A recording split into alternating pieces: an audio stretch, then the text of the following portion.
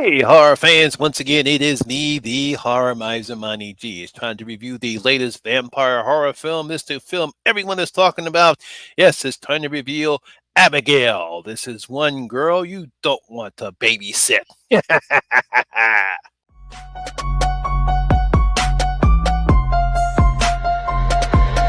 ready for this?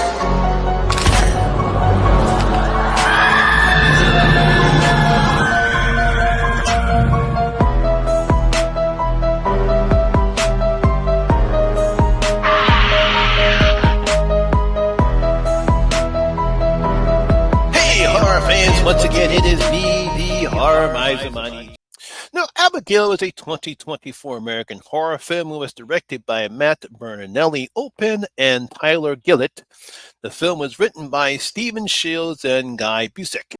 Now, the film stars Melissa Barrero, Dan Stevens, Alicia Weir, Will Catlett, Catherine Noonan, Kevin Durant, Augustus Cloud, and Giancarlo Esposito.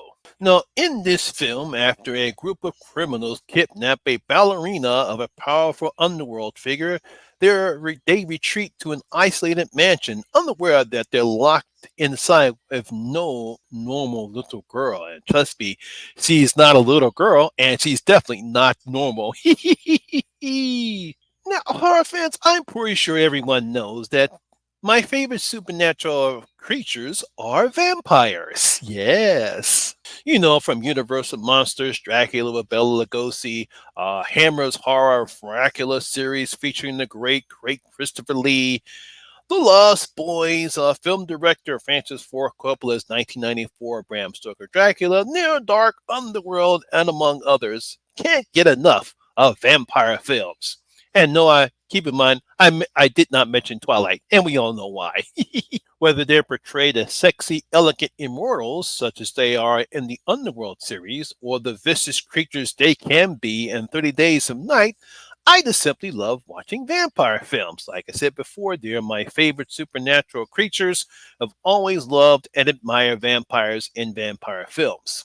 Now, there is one interesting aspect when it comes to vampire films, and that's are the ones that include a child vampire. Now, I find it fascinating because they're unable to age any further at the time that they were turned. They're stuck in a child's body, never to experience life as an adult. But they do get a lot of world experience, obviously, because as long as they do their natural thing, they're going to be alive because they're actually immortal, but they're stuck in a child's body. Now, there's two examples of this. One is 1994's vampire film based on Anne Rice's novel Interview with a Vampire, when Lewis turns a young girl Claudia into a vampire. In the 2010 vampire film Let Me In, Chloe Grace Moretz plays the vampire Abby, who befriends a bully boy named Owen. Now, both films show the down and upside of being a child vampire. As I stated before, where the former, Claudia, resents being stuck in a child's body. Despite her maturity and her ages that she's been around Louis since a stat, she still is a child, despite her immortality, while the latter uses it as a disguise because no one would suspect a child. We see that in the Let Me In film when she's, doesn't get the food that she requires, so she attacks somebody very easily, not mistaking her for a lost little girl. Now that brings us into the latest entry into this subgenre from the guys that gave us Ready or Not, Scream, and Scream 6. It is Abigail. Yes. Now, while Abigail was doing her ballet show at some theater, six criminals kidnap her and take her to a secluded mansion. Their informant, a guy named Lambert, gives them names from the Rat Pack. As we have Joey, a former Army medic, Frank, a former NYP detective, Sammy, a wealthy hacker, Dean, a sociopathic driver, Rickles, a former Marine sniper, and Peter, a Canadian mob enforcer. Yes, Don Rickles used to be part of the Pack Rat. Now, their job is simple. Babysit Abigail for the next 24 hours and they will receive $7 million if no harm comes to the girl. However, when Rickles and Deans are killed, the group starts to panic and they want to know who Abigail's father really is. Now, Abigail does reveal who her father is. They start to sketch out, but then she also reveals that she is a vampire and that the group is trapped in the mansion with her. Oh boy. So the gang must now band together and fight off Abigail before she sucks them all dry and before her father comes back home. Because we don't want to deal with him, but really, you don't want to deal with her. Now, the one thing you can count on with the guys from Radio Silence is plenty of blood and gore. And as this film has the most blood I've seen since 2013's Evil Dead and last year's Evil Dead Rise. I mean, this is a very bloody film. As bloody as those two films were, this film is just as bloody. It might even be more bloody as the guys in Radio Science, they have no hesitance when it comes to blood. We saw that with Ready or Not. We saw that in Scream and Scream 6. You know, these guys, when it comes to horror films, they know how to put them together. You know, one of the things I liked about Ready or Not, and I like with this film, is it has a very quirky characters in that film, Ready or Not, and we got the same thing in this one too, because everyone here has their own unique quirks and also interesting characters is adds depth to the characters as well. So what we saw in Ready or Not is the same type of thing that works here. Really got to give the guys credit for coming up with some very unique and quirky characters. Whether it's the sociopathic driver Dean, who gets on Sammy's nerves, or the former NYP detective Frank, who's a very interesting character, and of course we have Joey.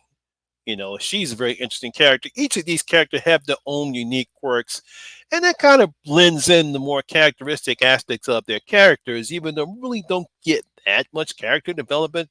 But it's just how the actors portray them and how they are written is what really adds strength to the movie. Speaking about the characters, you really have to give credit to Irish child actress Alicia Ware, as she shines as the titular character Abigail. I mean, she's cute. She looks so sweet and innocent. When you first look at her, you feel kind of sad, when you think something bad is about to happen to her. But afterwards, oh boy, this girl is terrifying. She's ruthless and she's very violent. She pulls no punches when it comes to attacking her prey. She's also very intelligent too, as we get to see what her motivations are during the second act of the film. Now, despite this being an exposition dump, because it takes about a good 10 minutes, it's an effective one because when she tells the gang their true identities and the reasons why she brought them there, it adds more depth and weight into the film. Because most of the time, most people don't like exposition dumps, but this one plays well into this particular part of the film. And it actually brings more depth into the characters and gives more weight to what's happening in the film.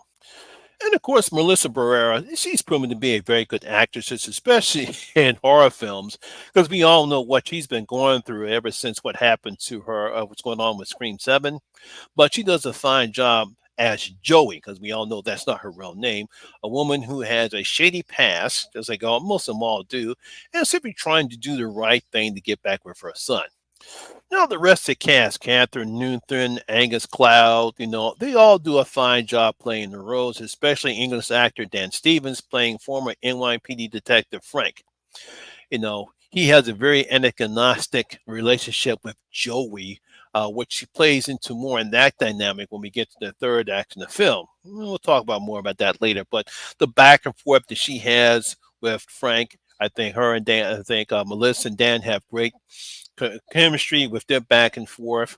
I like the chemistry that they have. And of course, my good friend Kevin Durant, I think he plays his role well. I like the chemistry he has everybody in the group.